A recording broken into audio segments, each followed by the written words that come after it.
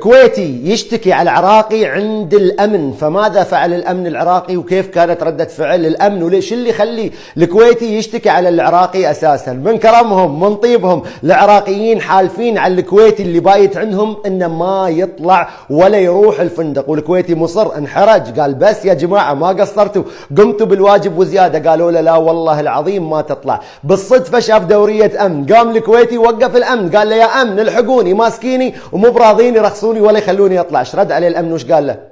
قال له معاهم حق، زين يسوون فيك. عز الله يعزكم يا حبايبنا العراقيين، عز الله يعزكم يا الكرماء، عز الله يعزكم يا الافاضل. راح اترككم الان مع المقطع كامل للكويتي مع الاخوه العراقيين يروون المقطع هذا بالتفصيل، ولا تنسوني من اللايك والفولو. الله يحفظكم، احنا جايين سفره نستانس وينك ذا؟ قلنا البيت يا جماعه، دوام. واحنا استنجدنا مال المناقيش ومال العسل. والله ان سياره امن وقف، قلت لعمي بشتكي، قال لي شنو؟ قلت له بكره نشيل اغراضنا بنطلع. والريال راعي البيت يقول والله ما تطوفون البوابه. قال لي معاه حق ما تطلعون.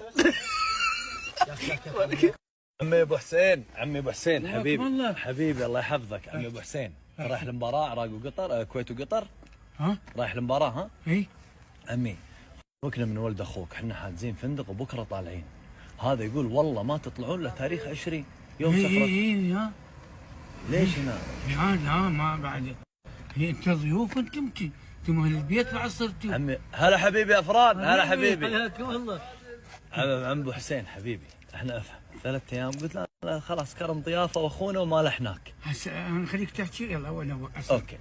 احنا بكره حاجزين فندق، نبي نروح فندقنا. لا ما يجوز، لا شو؟ لا ما يجوز، لا هذا ما يتعامل بالطيب يعني. انتم بعد جيتوا هنا وشنو عندك بعد خطار؟ خليه يجون هنا بعد خطار؟ اي يعني 4 5 6 7 8. شلون نطلع راعي البيت؟ ما يصير. كملوا مهمتكم المهمه. ايه ومن تخلص المهمه الله كريم يا حبيبي. بعد ما انا طلبتك عون صرت علي فرعون. شو العناقه؟ شو العناقه؟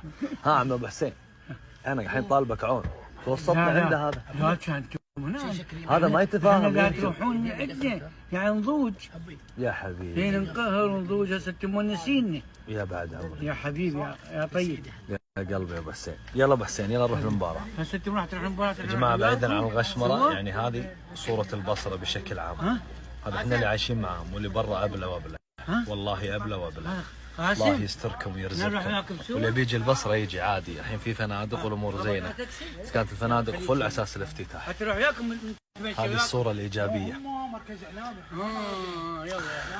الاعلام ان تظهر الصوره الايجابيه فقط. حتى تكون اعلامي يجب ان تظهر الصوره الايجابيه.